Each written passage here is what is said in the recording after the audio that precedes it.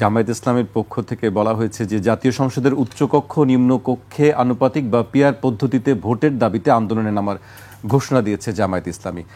এর পাশাপাশি ইসলামী আন্দোলন বাংলাদেশের পক্ষ থেকেও একটি বিবৃতি দেওয়া হয়েছে। সেই বিবৃতিতে বলা হচ্ছে সন্ত্রাস দমনে কঠোর না হলে নির্বাচন অনিশ্চিত। আমি ইসলামী আন্দোলন বাংলাদেশের প্রেসিডিয়াম সদস্য আশরাফ আলী আকনকে দিয়ে শুরু করতে চাই। আসলে আপনি কি মনে করছেন নির্বাচনের ব্যবস্থা নেই? যে বক্তব্য আমরা দেখলাম দুটি দলের পক্ষ থেকে, একটি আপনার দলের পক্ষ থেকে আর একটি জামায়াত ইসলামী বাংলাদেশের পক্ষ থেকে। আশরাফ আলী আকন। ধন্যবাদ সম্মানিত সঞ্চালক, সহ আলোচক ও শ্রোতা মণ্ডলী, সবাইকে ধন্যবাদ জানাই। বাংলাদেশটা যে তিনবার তিনটা আন্দোলন হয়েছে, সব কিন্তু প্রধানত দাবি ছিল নির্বাচন। আমরা যে মুক্তিযুদ্ধ করেছি 70-এ নির্বাচন, তারপরে পরবর্তীতে মুক্তিযুদ্ধ, এটা কিন্তু নির্বাচন কেন্দ্র করি। ওই দিন যদি আওয়ামী লীগ পাকিস্তানি সরকার গভর্নমেন্ট ইয়াহিয়া খান যদি এই বাংলাদেশে যারা নির্বাচনে বিজয় তাদের হাতে যদি ক্ষমতা দিত, তো যুদ্ধ নাও হতে পারত। তো এখান থেকে কিন্তু ওই নির্বাচন কেন্দ্র করি মূলত। এরপরে 90-র যে অভ্যুত্থান যেটা হলো স্বৈরাচার বিরোধী, সেখানে কিন্তু নির্বাচন কেন্দ্র করে। 24-এ যেটা হলো, এটা বৈষম্য আছে ঠিকই, কিন্তু এই বৈষম্যটা কেন করলো? মূলত হলো নির্বাচন। তো এই নির্বাচনটা তো একটা অবস্থা, আমরা যে নির্বাচনের কারচুপি, নির্বাচনের ভোট ডাকাতি, দিনের ভোট রাতে করা, তারপর হলো আপনার কি বলে আগের রাতে বাস্ক বোঝাই করা, এই সবগুলো কিন্তু আমরা উত্তরাধিকার সূত্রে পেয়েছি, নূতন কিছু না।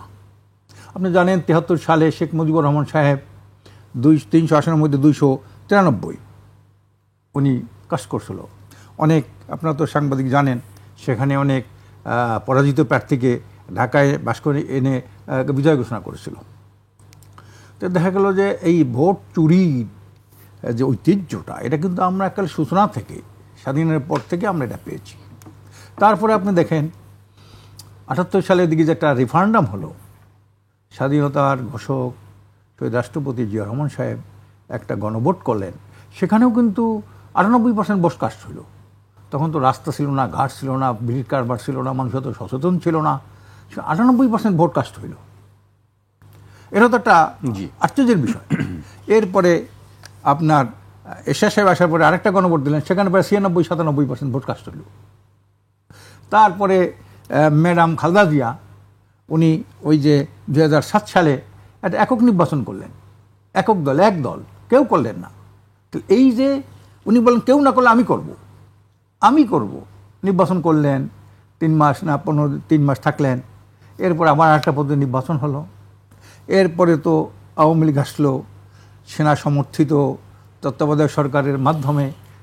তখন এই যে যারা ছিলেন কর্মকর্তা, তারা একদিকে আপনার ইনক্লাইন্ড হয়ে পড়ল, তারা একটা দলকে ক্ষমতা বসাইল। এরপর থেকে যে ওনারা যে বারবার নির্বাচনকে আপনার দুর্নীতি বলেন, সন্ত্রাস বলেন, কালো টাকার বলেন, দৌরত্ব বলেন, গুন্ডা বাহিনী বলেন, এই সবই কিন্তু নির্বাচনের কেন্দ্র করেই তারা করেছে। আর নির্বাচনে এমন একটা যেন তেনভাবে ক্ষমতায় যাওয়ার পরে তাদের মূল যে উদ্দেশ্য থাকে, সেটা হলো ক্ষমতার অপব্যবহার করে সম্পদ অর্জন, কালো টাকার মালিক হওয়া। সম্পদ অর্জনটাই হলে দেশের রাজনীতির মূল উদ্দেশ্য। আপনি জানেন অবশ্যই যে স্বাধীনতার পরে যে দলগুলো ক্ষমতায় ছিল, আপনি যদি একটা পাইলট স্কিম করেন, একটা নির্বাচনী আসন, দেখবেন সেখানে যে দল তখন ক্ষমতায় ছিল, তার মন্ত্রী, এমপি, উপজেলা থেকে, ইউনিয়ন থেকে শুরু করে নেতা কর্মীরা 95% দুর্নীতির সাথে আকণ্ঠ নিমজ্জিত। একটা জায়গা এখন যেটা হলো, এখন আমরা বর্তমান যা দেখি সেটা হলো, আমরা দেখি যে লাউ সেই কদু, যে লাউ সেই কদু। বিগত দিন যা হয়েছে, ইউনূস সাহেব যত কিছুই বলেন না কেন, নির্বাচন কেমনে করবেন উনি, আমরা সন্দিহান। কেন সন্দিহান? উনি আইন শৃঙ্খলা রক্ষা করতে পারেন নাই, তারপরে লেভেল প্লেইং ফিল্ড উনি এখনো সেই ব্যাপারে সুস্পষ্ট কোনো বার্তা দিতে পারেন নাই। সরকারের পক্ষ থেকে বলা হচ্ছে আইন শৃঙ্খলা পরিস্থিতি, আজকেও স্বরাষ্ট্র উপদেষ্টা বলেছেন যে আইন শৃঙ্খলা পরিস্থিতি যে অবস্থা আছে তাতে নির্বাচন করা সম্ভব। ওনারা তো আর রাজনীতি করেন না, আমরা যারা মাঠ পর্যায়ে কাজ করি আমরা জানি যে নির্বাচনের তারিখ ঘোষণা করার পরে দেশের অবস্থা কতটা পরিবর্তন দিকে যাচ্ছে।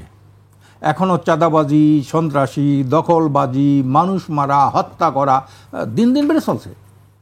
তো উনি এটা তো বন্ধ করতে পারতেছে না। এটা কি বন্ধ হয়? এটা কি মানুষ আশা করছিল? আর এমন কিছু দল আছে নিজেরা মারামারি করে, এইটা আপনি কিভাবে ঠেকাবেন? কারা নিজেরা মারামারি করছে?